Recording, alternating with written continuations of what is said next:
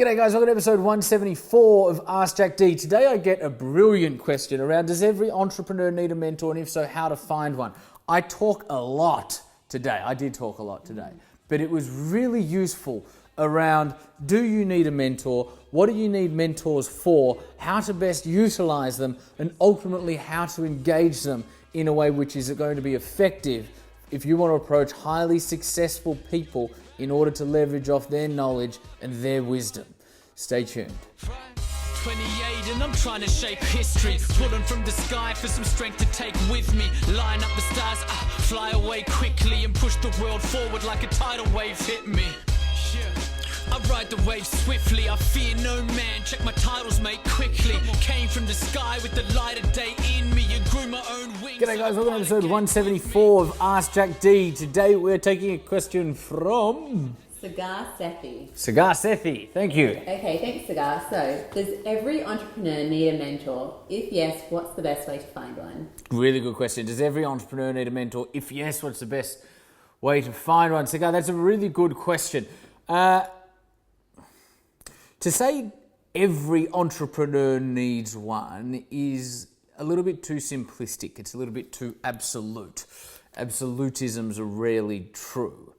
Meaning not every entrepreneur needs one. There are, probably one or two entrepreneurs I've come across, literally one or two out of thousands or tens of thousands that I've met throughout my career that don't have mentors or advisors. And often, even they admit it's probably to their detriment, right? And so while I wouldn't say every entrepreneur needs one, what I will say is this: it is incredibly valuable for any entrepreneur, for any person working in a business, for any human being to leverage off the experience, the wisdom and the know-how of people who have come before you, to leverage off their been there, done that experience so that you can accelerate your development, right? You can gain knowledge that helps you move faster. You can gain wisdom that helps you think deeper.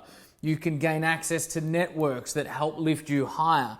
If you think about it this way, particularly early on in your journey, right? I probably use mentors less today than I did perhaps 5 or 6 years ago. But today I have an incredibly highly experienced COO, across my businesses. And so he fills in a lot of the gaps for me. He sort of covers up, he complements my strengths and covers my weaknesses and vice versa, right? So it's a great partnership. I have a great executive team. I have a great board. And so these are the people that often become advisors. However, I still do go, outside of my own circle, my own team, often to get advice. However, not nearly as much as I did, let's say, my first 5 or 6 years of business, where I probably had like 12 different mentors at any given time, because I had mentors around sales, around marketing, around presenting, around financial management, around operations, around just life coaching, right, to help you survive the startup days of business. And so it can be so incredibly valuable. And if you think of it like this, somebody's been doing very well what you want to do. Let's say they've been doing it for 20 years. They've come across so many of the challenges that you're either facing now or that you will in the future. Now, often what happens when you sit down with somebody who's really good at what they do, you can go, I've been carrying this challenge or this problem for months now and I just don't know. And they go, oh, that's easy. I faced that years ago. This is what you do. And they go A, B, C, D. And you go, wow, I've been carrying that for months and you just taught me how to overcome it or go around it or go underneath it or whatever in 3 minutes, right? That can happen, right? In business, there's something called OPM, other people's money, raising external funds to grow your business. I think an even more valuable resource for you to leverage is OPT, other people's time, other people's experience, other people's wisdom. And when you get really good at exploring the human being and exploring their knowledge and exploring their experience, so much can be gained from sitting down with somebody who's further along the journey than you are, provided they have proven experience and proven successful results in the particular field in which you are engaging them to talk to you about.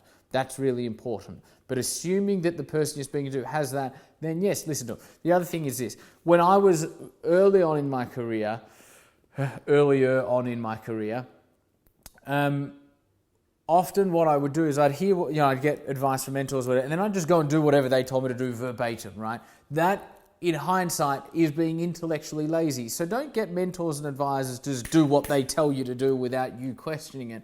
Hear what they say, ask them questions, have that exploration, have that conversation, and then put it through your values, put it through your filters, put it through your style, and then do it in a way which is you, right?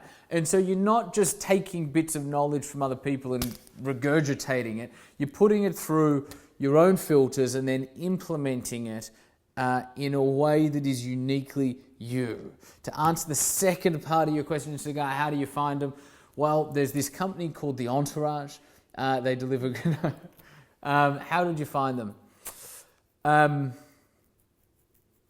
You just do, right? Like, I've created relationships with Australia's #1 entrepreneur under 40 in Australia by sending him a message on Facebook, right? I've created some relationships by sending them a message on LinkedIn, created some relationships by tweeting them, created some relationships by calling them, creating some relationships by emailing them. The main thing to do is this: don't ever lead with, will you be my mentor, right? Unless you're coming to the Entourage, then the answer is yes, and this is the process we can help you go through, and this is who will be helping you, and all of that sort of stuff. But if you're we're built to do that for people like you.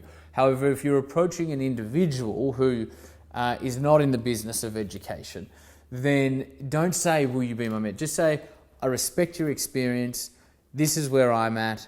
I've got a lot to learn, and I recognize that. I really respect what you've done.